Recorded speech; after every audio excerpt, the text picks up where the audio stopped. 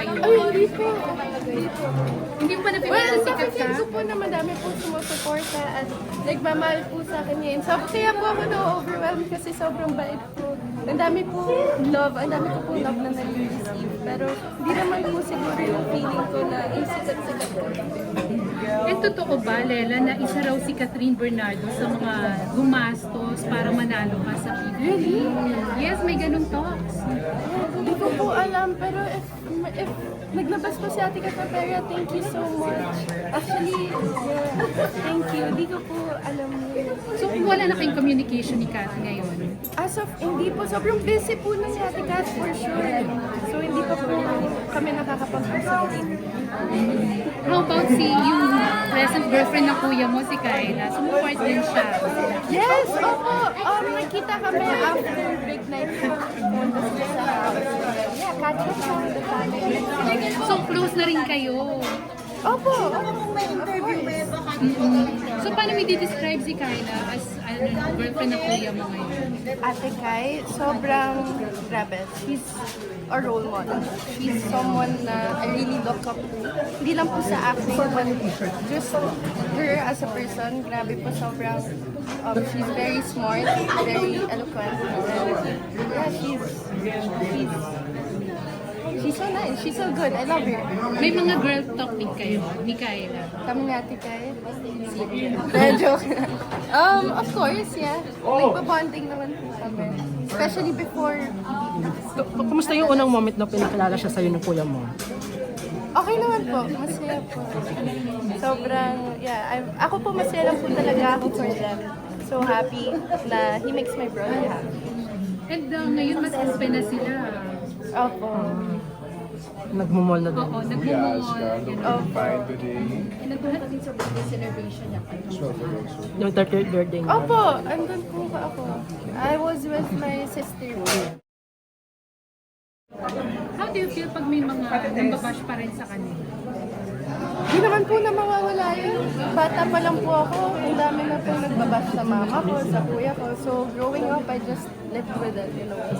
Hindi ka na-discourage doon sa fact na ang mga artista nga parang hinaharap nilang bashing, diba sobra lalo na ngayon. Social media. Hindi ka na-discourage na mag-artista. Hindi naman po kasi lumalaki po ako. Nakikita ko po paano sila may salita about my brother, about my mom. So growing up, inintindi ko po yun.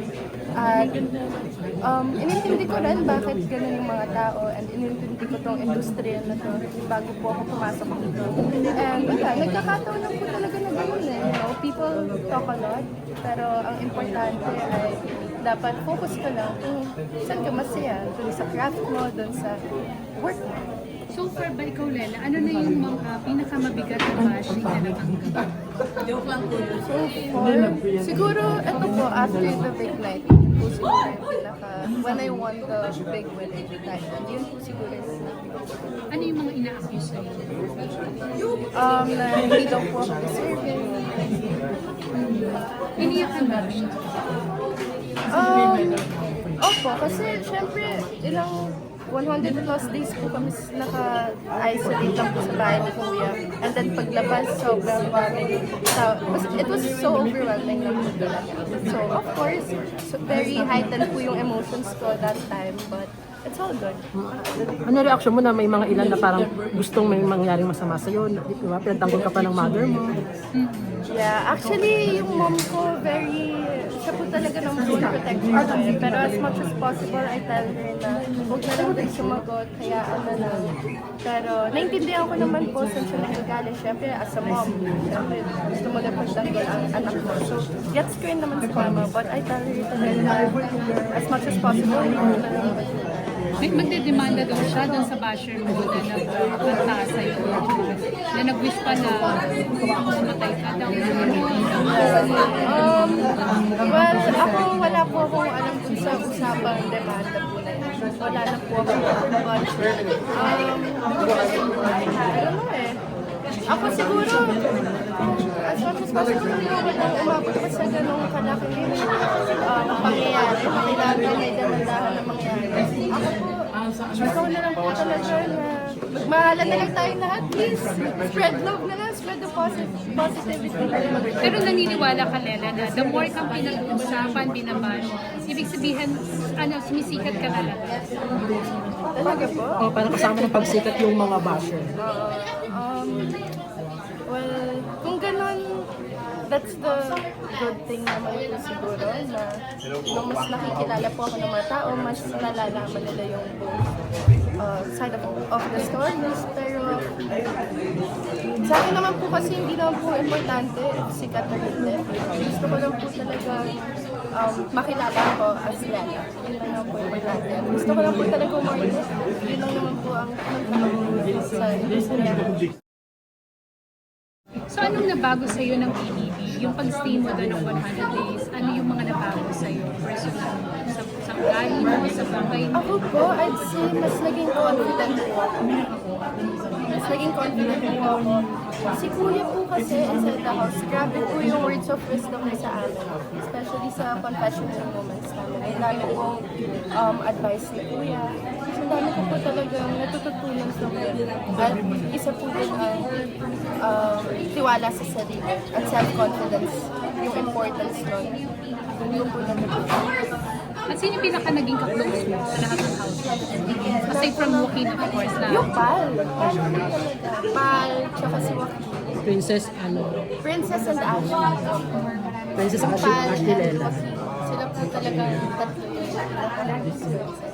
kayo pa ni Joaquin, hindi kayo ginugroom as love team. Kasi nga may parang ano na kayo may foundation na kayo. Yun nga po, yung paglabas. Dahil kinatapos na. Okay ka naman sa ganun. Of course, Makilala I'm as okay love with anyone. I'm okay working with anyone. Actually, masaya nga po ako na until now, nakaka-work ko pa rin yung mga housemates. At least nakakapag-bonding kami. Pero anong masasabi mo? Ano naging reaction mo nung tinawag ka nila sa loob ng bahay ko na babe? Parang nakwento niya din Pati sa po ako family. nagulat. Di kasi para po yun sa Gumanap kayong mother, Opo, parents. yung kay Marco po ata yun. Project ni Marco. And then, ewan ko, ganap po na. Kasi yung role namin po doon mag-asawa. Tapos, I remember he was asking Marco if meron daw po call signs sila asawa niya. Ganun. And then, when we were starting to work on the script, he accidentally called me. And nagulat din ako sa Lela ngayon nasa showbiz ka na.